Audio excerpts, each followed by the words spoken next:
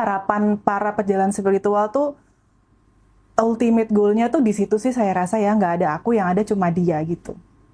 Meskipun saya juga merindukan fase itu, tapi kan kalau dalam spiritualitas tuh kan semakin kita menginginkan sesuatu, itu kan semakin akhirnya semakin jauh gitu. Malah ketika kita sudah diam nih nggak menginginkan apa-apa, nah itu malah kadang-kadang muncul gitu loh. Malah kalau kita mengejar itu biasanya malah nggak dapat. Yang paling tahu diri saya sendiri. Jadi dan apa ya? Jadi kita tuh harus mempunyai sikap dan pemikiran kalau oke, saya berhikmat pada guru ini, tapi untuk hal-hal tertentu dan untuk yang esensi tetap balik ke diriku sendiri dan juga kepada sang penciptaku gitu. Jadi nggak semua itu apa yang dikatakan tuh harus dilakukan. Your karma is your memory gitu. Jadi dan itu tersimpan dalam seluruh tubuh. Ketika kamu menolak sesuatu, terlebih tentang emosi ya, itu tersimpan di tubuhmu sendiri, menjadi karmamu sendiri, sehingga akan kembali lagi nanti untuk itu kamu alami. Kenapa ketika saya itu menjalani kehidupan yang Mas Hendra tadi tanyakan, gimana sih prakteknya saya dalam keseharian gitu. Saya tuh pernah yang patah hati yang patah banget, yang sakit hati yang sakit banget gitu ya. Tapi gini, saya tuh selalu curiga, jangan-jangan saya juga punya peran di situ. Aku bersama lagi dengan Mbak Amanda.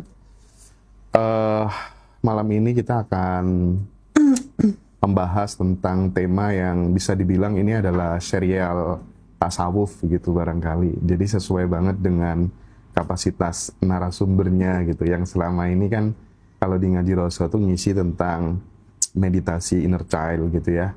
Nah hari ini aku coba ingin bertanya tentang ini Mbak Amanda, apa konsep mengosongkan aku gitu ya. Maksudnya kalau di dalam tasawuf itu kan ada fana, ada bako dan lain sebagainya gitu.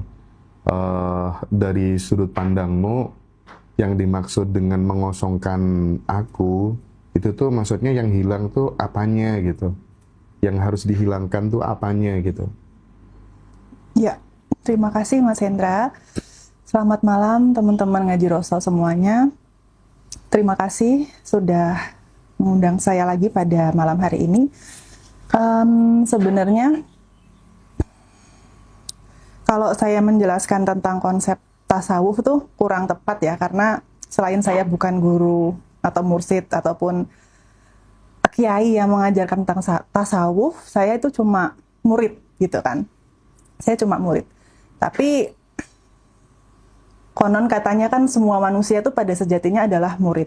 Jadi saya coba menjelaskan atau mengutarakan dari apa yang saya alami, apa yang saya pelajari, apa yang saya geluti selama ini sejak tahun 2011 ya, mengenal spiritualitas, terus mendalami tasawuf sejak tahun 2013. Berarti sekitar 13 tahun ya. Kalau berkenaan dengan yang dimaksud mengosongkan aku tuh gimana sih gitu. Untuk istilah-istilah Arab, mungkin Mas Hendra lebih paham karena lama menjadi santri. Kalau saya tuh murid yang occasional aja gitu. Untuk istilah, saya lemah sekali dimanapun, belajar apapun untuk istilah saya lemah. Tapi kalau secara esoterisme ya, maksudnya secara hakiki artinya yang dimaksud mengosongkan aku tuh menurut apa yang aku alami dan aku pahami sejauh ini, itu yang dikosongkan itu menurut saya tuh egonya gitu. Nah, secara simpel yang saya sering utarakan ke teman-teman yang ke rumah ataupun ikut ikut retreat sama saya yang jeda bersama itu, saya selalu jelaskan kalau secara simpel manusia itu kan terdiri dari beberapa lapisan. Ada lapisan tubuh fisik, lebih dalam lagi pikiran, ada emosi, terus kemudian ada ego. Ego itu bisa dimaksud dengan keakuan. Nah, baru nanti lapisan yang lebih dalam lagi adalah kesadaran. Nah, yang dimaksud yang dikosongkan itu yang lapisan yang ego itu atau keakuan itu. Jadi apa ya?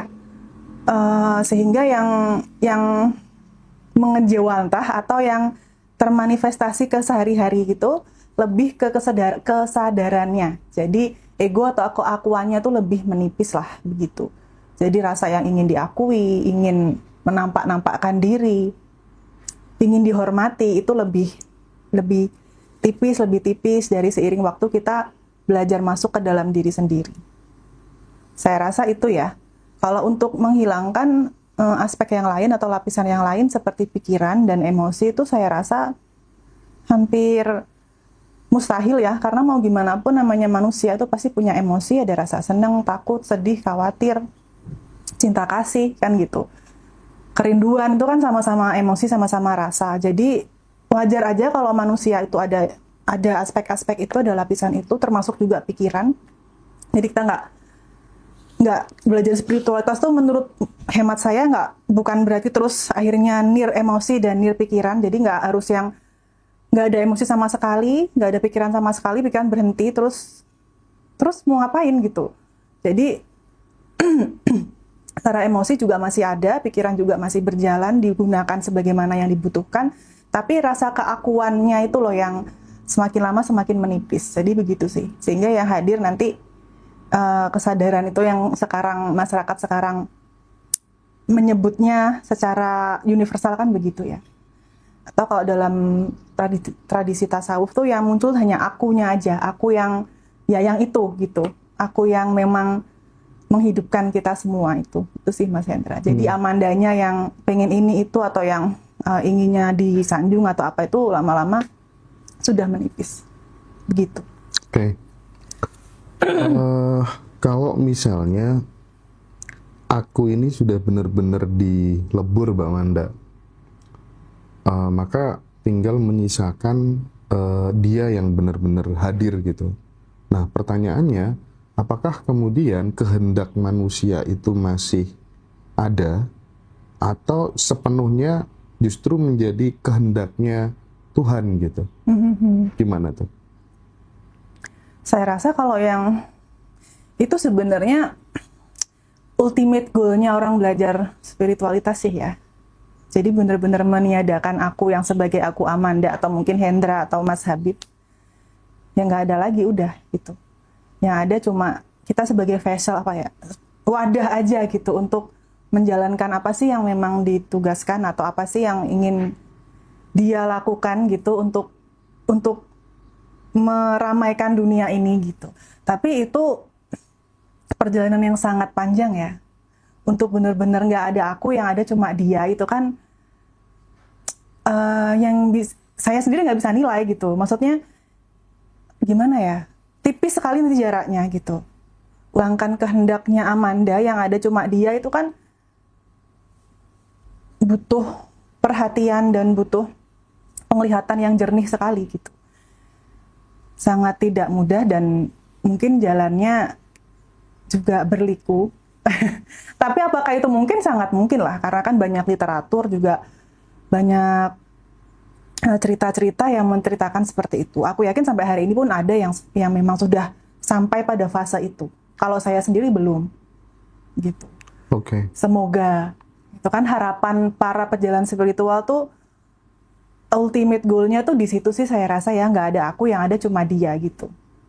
Meskipun saya juga merindukan fase itu, tapi kan kalau dalam spiritualitas itu kan semakin kita menginginkan sesuatu, itu kan akhirnya semakin jauh gitu. Malah ketika kita sudah diam, hening, nggak menginginkan apa-apa, nah itu malah kadang-kadang muncul gitu loh. Malah kalau kita mengejar itu biasanya malah nggak dapat. Gitu. Tapi apa yang diungkapkan Mas Hendra itu, yaitu salah satu tujuan utamanya orang pelaku spiritual, terutama dalam tasawuf ya, atau dalam spiritualitas pada umumnya sih begitu.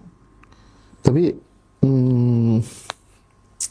gimana ya caranya kita itu bisa membedakan kita itu sedang berada pada fase yang memang benar-benar fana, lebur yang sejati, dengan hanya dalam konteks perasaan spiritual atau sugesti batin saja. Itu kan mungkin kita butuh ini, butuh indikatornya apa ya kira-kira ya? Aku ini sedang benar-benar lebur atau ini hanya perasaan atau sugesti batin saja gitu? Karena konsekuensi logisnya ketika kemudian seseorang itu udah merasa bahwa dirinya fana atau lebur, terus kemudian dia dianggap sebagai tetua di agama tertentu, di komunitas tertentu, terus kemudian oh ini dia sedang dalam kondisi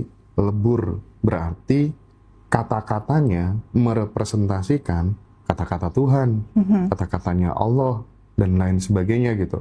Sementara ini kan nggak bisa di-verify, nggak bisa diverifikasi. Ini nih posisi kamu ngomong begini itu dalam kondisi yang memang kamu tuh bener-bener sudah lebur, atau kamu yang masih menginginkan punya istri 4 ya, karena istrimu 4 misalnya gitu ya. Jadi kan untuk membedakan itu kan kita sebagai penganutnya, kita kan nggak bisa memverifikasi itu, mengidentifikasi itu. Bagaimana ini Mbak Manda?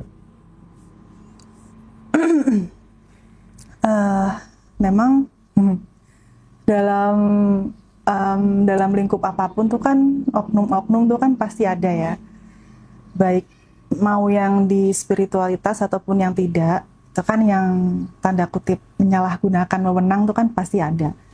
Nah itu memang perlu kejelian kita sebagai mungkin murid atau orang awam yang melihat ini omongannya benar gitu, atau terbungkus egonya dia yang karena mungkin saking pinternya dia tentang ajaran tertentu akhirnya terkesannya seperti ilahiyah gitu kan, bisa tau kayak gitu toh. Nah itu memang butuh kejelian kita sebagai murid dan butuh kepintaran juga, selain juga intuisi. Sayangnya memang tidak semua orang memiliki itu gitu. Sayangnya ya.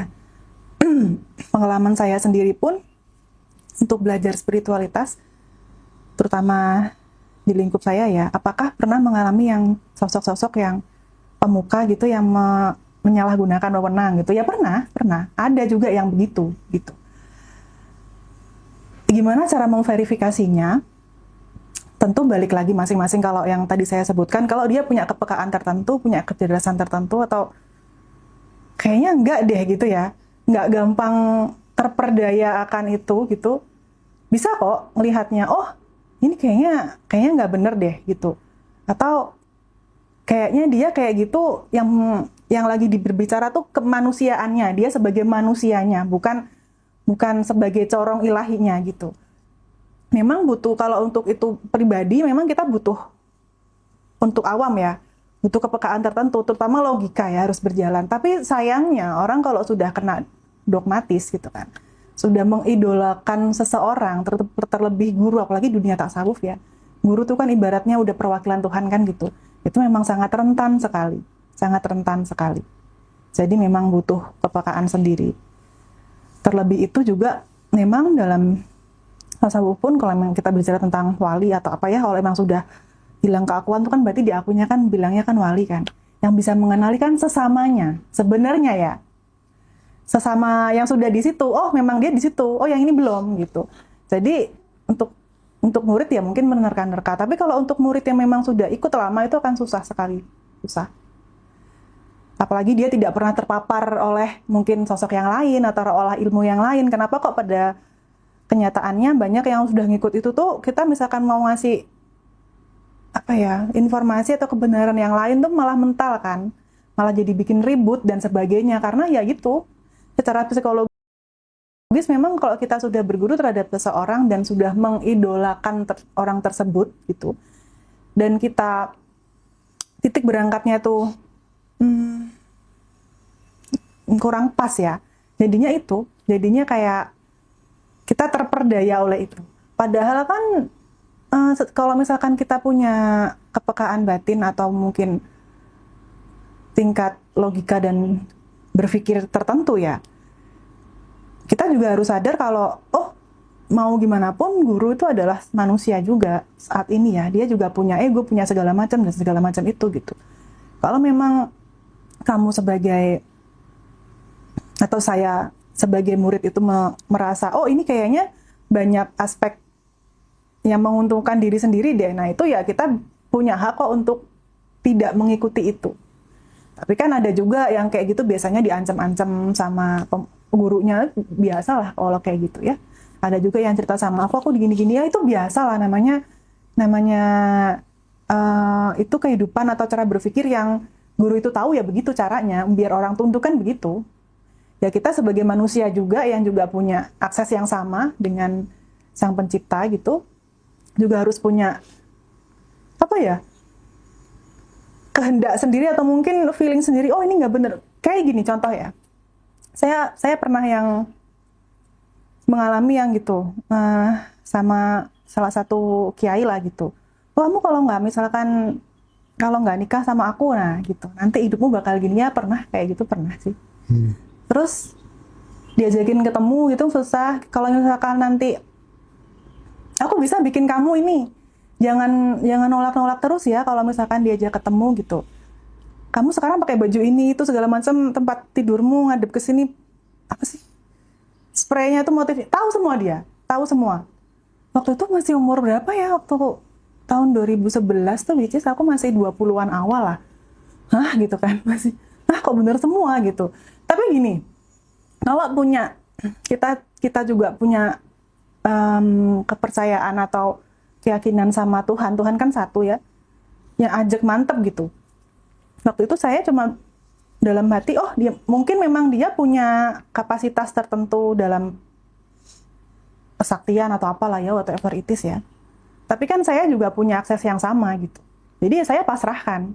Ya sudah, kalau memang ini kejadian, kalau emang ini harus terjadi, harus aku alami, ya akan aku terima. Kalau enggak juga nggak akan kejadian gitu. Jadi nggak dihantui ketakutan itu, dan aku nggak kesel sama orangnya gitu. Saya sampaikan kalau memang bisa membuat saya besok mencari-cari guru tersebut gitu ya, dengan diwiritin atau di apa, ya silahkan. Saya sampaikan monggo silahkan. Tapi kan saya melakukan itu bukan atas dasar keinginan saya sendiri. Saya bilang begitu. Tapi ya namanya orang punya kehendak atau punya nafsu ya, punya keakuan, punya keinginan segala macam, ya itu nggak menghapus terus akhirnya dia berubah gitu, enggak ya, dia cuma menjadi dirinya sendiri seperti itu gitu. Nah alhamdulillah saya juga ya nggak terus mencari-cari tuh gitu. Jadi intinya tuh kita jangan rungsing duluan, jangan jangan terus langsung menghakimi, apalagi membenci orang yang mengatakan itu, karena kuncinya di situ. Ketika sudah ngebenci, apa mungkin ya kalau sekarang dikaitkan sama ilmu modern kan frekuensi apa itu kan menurun, apa akhirnya itu pun nyampe mungkin ya. Karena saya digituin, saya ketawa-ketawa aja gitu, bukan saya nggak takut loh ya tetap loh kok bener semua tebakannya gitu. Waktu itu kan belum musim CCTV ya, apalagi saya di kos, agak serem kan, tapi pasrah langsung, ya sudah. Ya lo kalau emang ini memang akan terjadi sama aku, berarti memang ini rezekiku gitu. Kalau enggak ya enggak, gitu aja udah. Di luar kuasaku kan, ya sudah pasrah. Jadi kalau memang kamu tidak tahu sama sekali tentang itu, nggak punya pengetahuan, nggak punya keilmuan, apa hal tercerdas yang bisa dilakukan, ya pasrah dong. Gitu. Saat udah pasrah, biasanya kan vibrasinya udah beda. Kita udah nggak takut lagi gitu. Justru malah nggak kejadian iya, gitu. Malah, itu tuh malah kosong kan akhirnya yang dikirim pun masuk lagi klub. Makbleng doang gitu kalau kata orang Jawa. Itu gitu. tuh bagus buat teman-teman gitu ya. Kadang kan kita kan sering ya, waduh nanti kejadian kayak gini nih. Dengan pakai konsep itu, ya udahlah yang terjadi biarlah terjadi. Justru kemudian netral. Nah itu bisa digeneralisir untuk berbagai macam kasus buat kehidupan kita gitu. Tapi aku tertarik soal tadi Mbak Manda. Ketika kemudian ada seorang mursyid, seorang guru yang kemudian menjadi figur otoritas dan setiap hari beliau ngajar, dalam proses pengajarannya itu kan sebagai implikasi dari beliau mengajar setiap hari didengarkan oleh murid-muridnya, oleh pengagum-pengagumnya, itu kan akhirnya muncul sesuatu yang bersifat heroik ya. Akhirnya kan bagi jamaah dan lain sebagainya kan kagum nih. Ketika kemudian sudah kagum, dia hilang yang namanya nalar kritis. Dia hilang yang namanya rasa. Padahal dua modal itu yang dititipkan Tuhan dalam diri kita gitu, untuk kemudian melakukan filterisasi terhadap mana yang rasional dan mana yang enggak gitu. Nah, konsekuensi logisnya ketika kemudian dia sudah terlalu terdogma dengan apa yang disampaikan oleh sang guru tersebut, di momen saat sang guru itu menonjol keakuannya, ya kan tidak mungkin menghadirkan apa tuh namanya, mengosongkan aku terus menghadirkan dia terus, itu kan ya langka sekali lah orang yang seperti itu gitu. Sehingga akhirnya dia bikin nih, aku mau bikin kegiatan sosial nih, aku mau bikin ini nih, dakwah kemana-mana ini. Maka orang-orang tertentu yang sangat kagum tadi totalitas membiayai hidupnya dan lain sebagainya. Tapi dalam tanda kutip, mereka nggak sadar kalau sebenarnya juga mereka sedang dimanfaatkan gitu.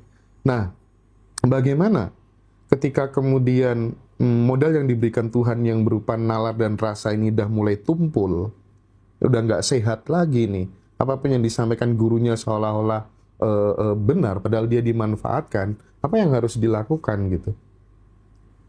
Yang harus dilakukan sama orang tersebut, ya pasti nggak sadar lah dia kalau udah di kondisi yang seperti yang Mas Hendra ceritakan, udah kagum duluan dan nalarnya udah gini-gini. Itu kan sama kayak kita lagi jatuh cinta ya. Bedanya kita jatuh cinta sama guru kan gitu. Kalau saya juga lagi kagum sama seseorang gitu, sama anggaplah artis Korea siapalah gitu.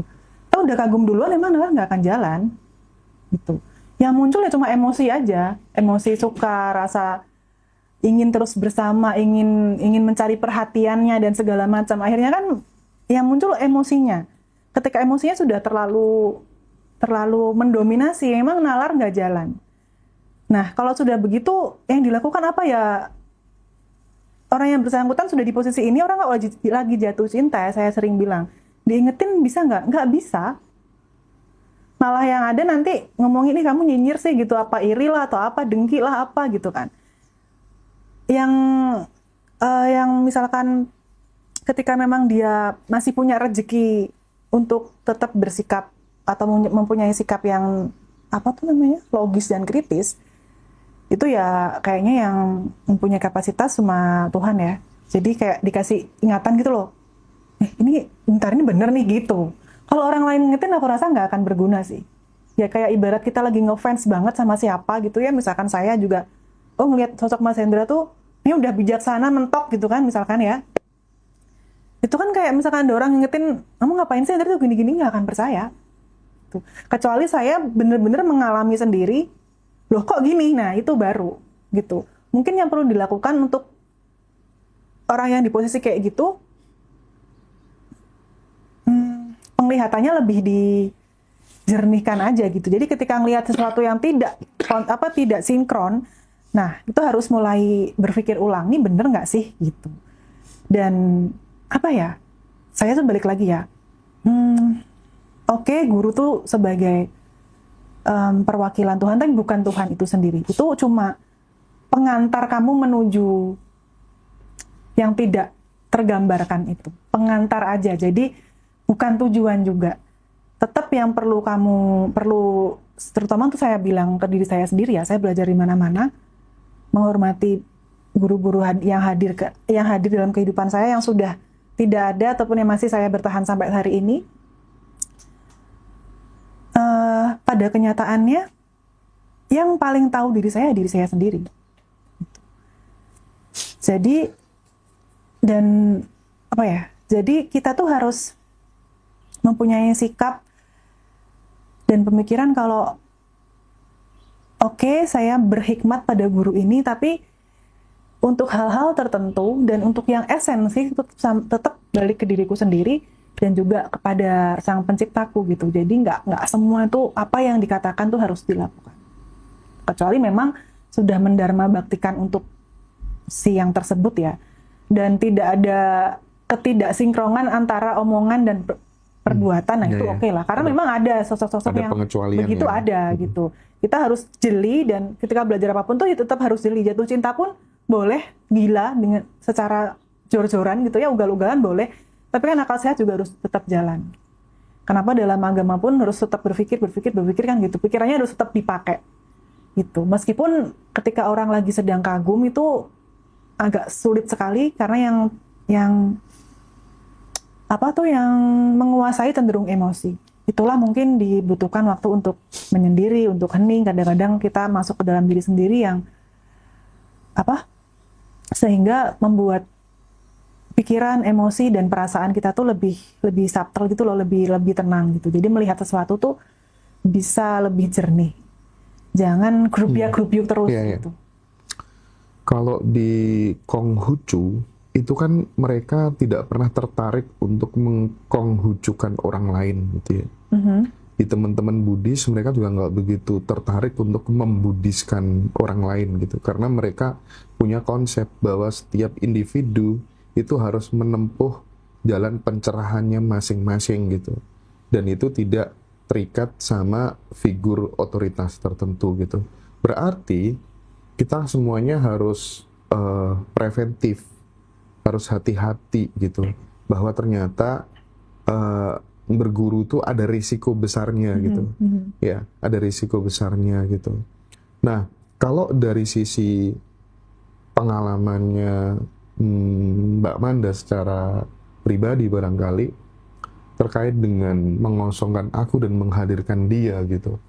Langkah-langkah apa saja barangkali yang mungkin bisa ditularkan? Maksudnya tuh yang selama ini habit-habit kecil yang dikerjakan seorang Amanda untuk kan cita-citanya ya ultimate goalnya kan ke sana gitu kan. Itu tuh apa yang barangkali bisa ditransformasikan, share ke teman-teman semua? Baik. Kalau berdasarkan pengalaman saya sendiri, dan tentu saya juga cuma bisa menceritakan pengalaman saya sendiri, saya tuh tipe pembelajar yang tidak hitung-hitungan. Ini. Kadang-kadang orang sering terjerumus itu, menurut saya ya, dia mau belajar sesuatu, itu dihitung-hitung dulu. Jadi, kesini gitu, oh ini orangnya tuh gini CV-nya ya, bisa ini, bisa itu, segala macam. Kita udah kagum duluan dengan apa yang bisa dia lakukan gitu loh. Kayak guru A atau guru B, apa segala macam gitu. Sehingga nggak tulus. Biar apa ya? Mau belajar ke situ tuh iming-iming dulu. Ya sama lah mau belajar agama juga gitu, yang dicari tuh iming-imingnya. Sehingga ketika kamu mendalami itu, esensinya nggak dapet. Ya iming-imingnya doang gitu. Aku rasa belajar agama ataupun spiritual atau apapun lah berhubungan terhadap sesama manusia, yang bikin itu tidak sampai kepada tujuan, baik itu kedamaian, kebahagiaan, kesejahteraan, kekosongan mungkin ya, yaitu awalnya sudah didasari hitung-hitungan dulu, bisnis dulu, kayaknya tuh dagang dulu gitu loh. Kamu punya apa? Oke, aku akan ikut.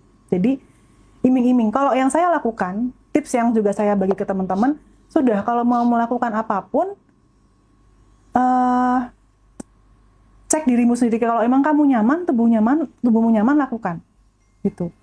Saya tuh pernah kok belajar, ke yang sampai sekarang 13 tahun saya berguru tasawuf, salah satunya, saya tuh bisa ngaji di situ atau berguru di situ 3 tahun nggak tahu namanya, nggak tahu nama pondoknya. Nama kayaknya saya nggak tahu. Dan nama pondoknya saya nggak tahu sama sekali. Tapi karena saya feeling aja, maksudnya intuisi aja. Oh kok pengen di situ ya? Kayaknya orang yang belajar di situ attitude-nya baik. Itu attitude orang yang belajar di situ. Saya ngelihat dua orang bapak-bapak dari temanku sekolah, temanku kuliah S2. Kok bapaknya pembawaannya enak ya? Ngaji di mana di situ? Saya nggak tahu nama pondoknya, nggak tahu nama kiainya. Saya bisa begitu bertahan selama 3 tahun dan nggak bertanya, gitu. Pas saya dengarkan, oh memang ternyata ini pas dengan apa yang saya renungkan selama ini. Jadi belajar apapun lah, saya belajar meditasi vipassana, kalau ganti siapa itu, bukan tipe orang yang ini instrukturnya siapa ya, dia kesaktiannya apa gitu, enggak. Jadi melakukan itu by feeling, semesta kayaknya informasi kok akhir-akhir ini banyak datang ke aku tentang ini gitu, dan hati tuh kerentek, oh pengen belajar itu, ya sudah gitu. Nah ketika begitu, menurut saya ya perjalanannya tuh akan lebih indah gitu, akan lebih mudah untuk mencapai yang ultimate goal-nya tadi. Karena kenapa? Kamu kamu nggak silau dulu dengan iming-iming yang sudah kamu pelajari sebelumnya. Ibarat kata, saya misalkan mau kenal Mas Hendra bukan karena pengen ini A, B, C, D, E gitu. Bukan karena itu dulu gitu. Tapi ya rasanya nyambung aja gitu kan. Intuisinya nyambung aja. Sehingga ketika perjalanan waktu, loh ternyata kok ini benar, ini benar, ini benar. Ini memberikan efek yang tidak pernah saya bayangkan sebelumnya. Kan semua tergantung niat ya. Kalau kita belajar sesuatu, aku pengen belajar sama itu karena tujuannya ini gitu. Atau pengen mendalami meditasi biar cepat kosong gitu. Biasanya kalau tujuannya terlalu kita fokuskan ke situ malah nggak nyampe. Biasanya malah nggak nyampe. Malah mungkin kita silau duluan sama CV-nya yang orang itu bisa ini itu segala macam, ternyata itu cuma bikin-bikinan aja. Ini sosok guru ya maksudnya.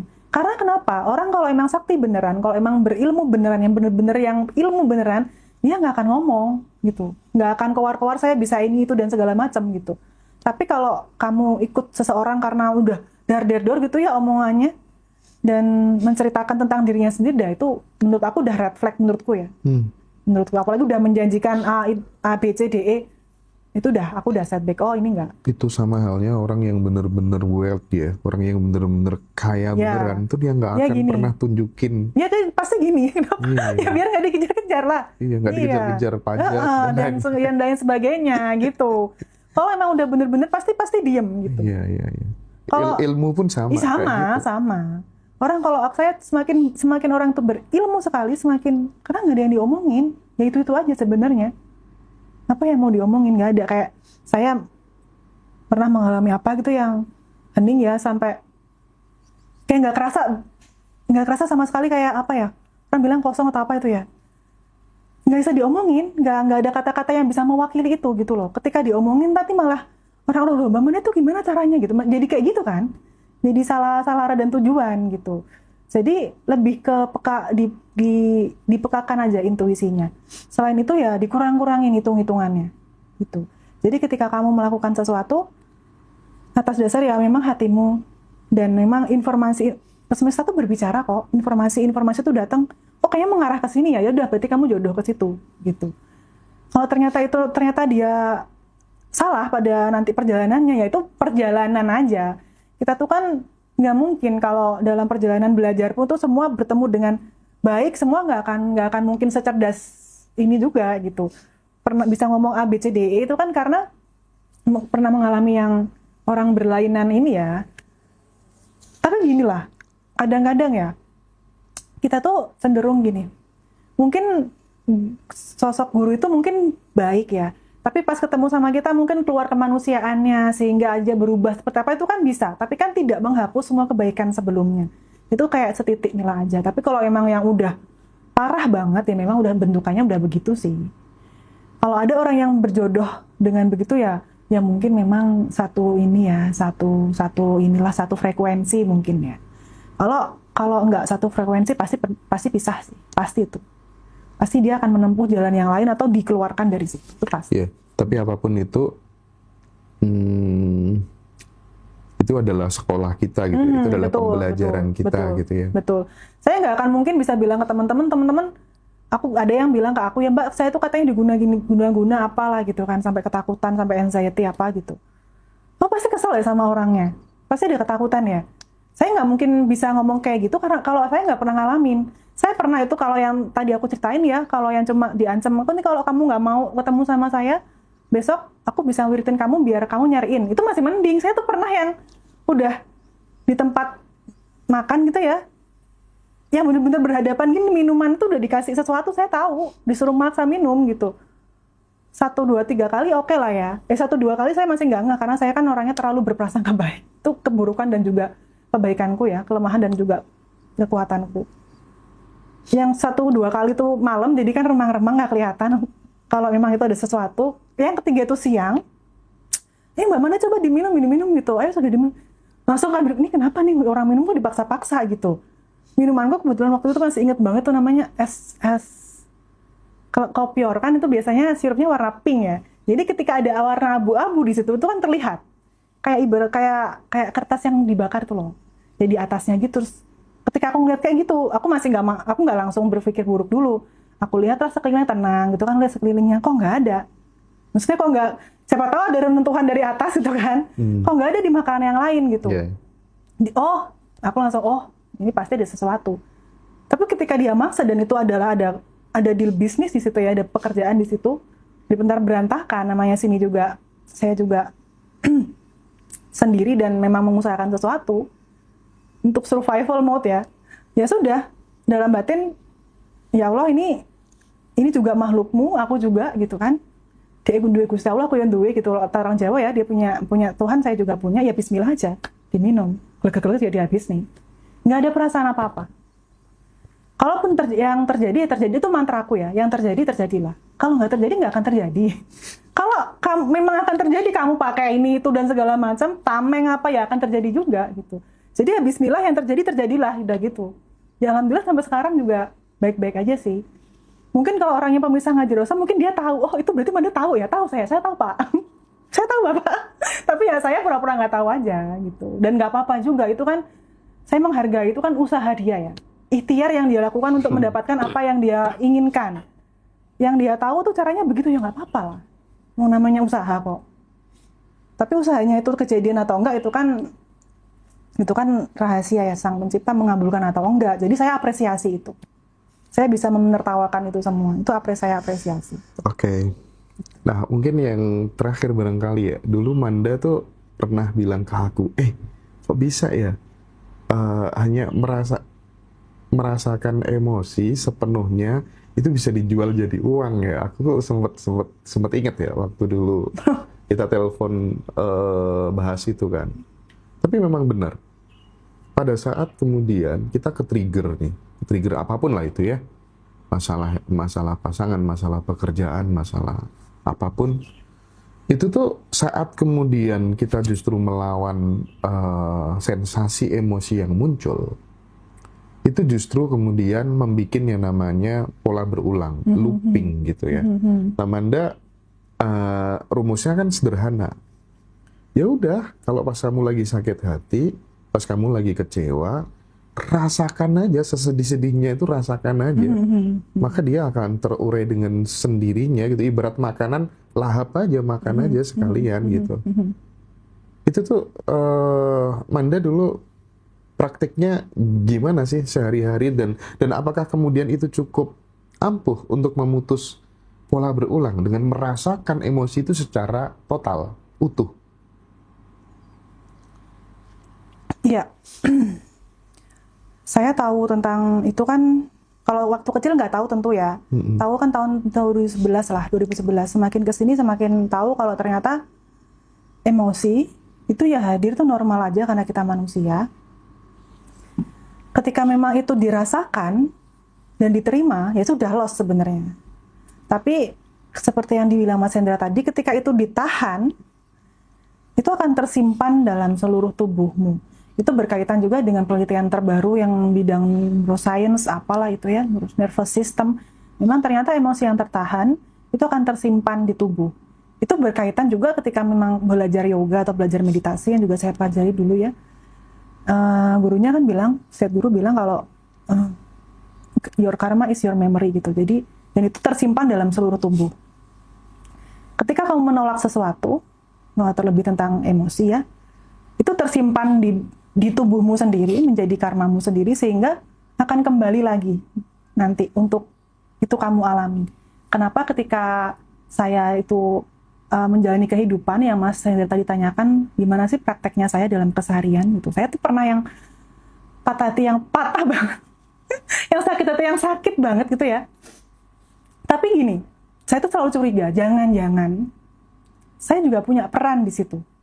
Punya peran sehingga saya mengalami rasa sakit hati itu, atau mungkin disakitin hati orang. Itu kan persepsi saya saat ini ya. Saya tuh selalu mencurigai diri saya sendiri. Jangan-jangan aku berperan menciptakan itu terjadi, entah saat ini atau masa lalu ya, entah di kehidupan sekarang atau kehidupan yang lampau. Sorry kalau ada yang memang nggak percaya itu, tapi I do believe. Jadi saya ngomong sama Tuhan ya Allah, kalau memang ini ganjaranku atas apa yang saya lakukan, saya terima sebesar-besarnya. Misalnya tapi saya kalau komunikasi kan selalu pakai bahasa Jawa halus atau pakai bahasa Inggris kalau sama Tuhan ya. Kalau bahasa Indonesianya, kalau memang ini juga, kalau memang hal yang tidak menyenangkan ini tuh adalah ganjaran itu apa ya Mas bahasa Indonesia? Pahala tuh. Bukan. Balasan atau apa ya? Balasan. Ya balasan lah. Balasan atau memang ini hal yang memang harus saya lakukan gitu. Hal yang harus saya panen dari tindakan saya, entah di masa yang mana, saya terima. Seterima-terimanya, saya terima. Biar ini selesai sampai di sini. Jadi memang saya tantang malahan gitu. Apalagi gitu. Jadi biar selesai, biar kermanya selesai di sini, ganti lagi lah episode yang lain gitu kan. Masa mau mengulang-ulang lagi rasa yang tidak enak yang sama gitu. Saya terima dan saya bilang ke teman-teman misalkan kayak gitu ya, wes rasakan, habiskan air matanya tuh untuk saat ini, untuk masalah itu ya. Saya terima untuk saat ini yang seluas-luasnya saya terima. Kalau emang ada lagi, apalagi ya Allah, apalagi gitu. Yang nggak enak apalagi saya terima saat ini. Tapi ini selesai sampai di sini ya, gitu. Saya selesaikan di sini biar nanti nggak perlu saya ngulang-ngulang lagi. Saya itu aja berkomunikasi kayak sama temen aja gitu. Mau mata terpejam ataupun mata terbuka ya nggak masalah. Karena kan kadang-kadang serangan ya, insight itu kan datang nggak melulu dalam kita kondisi sujud atau kondisi tahiyat atau kondisi zikir atau kondisi meditasi, nggak selalu dengan itu. Kadang-kadang kondisinya lagi menyetir atau apa. Ya saya berkomunikasi di situ. Kalau memang ini adalah balasan atau mungkin ini hasil panenanku sendiri dari benih yang aku tanam, saya terima semuanya. Apalagi gitu. Biar ini selesai sampai di sini. Jadi biar next kita ngalamin hal-hal yang lain lah, nggak mengulang-ulang cerita yang sama. Nah memang saya juga heran ketika ada ya yang yang itu dijual terus bisa menghasilkan gitu. Karena menurutku itu simple sekali kan. Simpel sekali. Tapi nggak tahu ya. Justru emang hal-hal simpel orang jarang paham ya. Malah untuk yang ribet-ribet orang mau gitu. Padahal cuma gitu-gitu doang. Iya, gitu. betul, Cuma betul. gitu-gitu.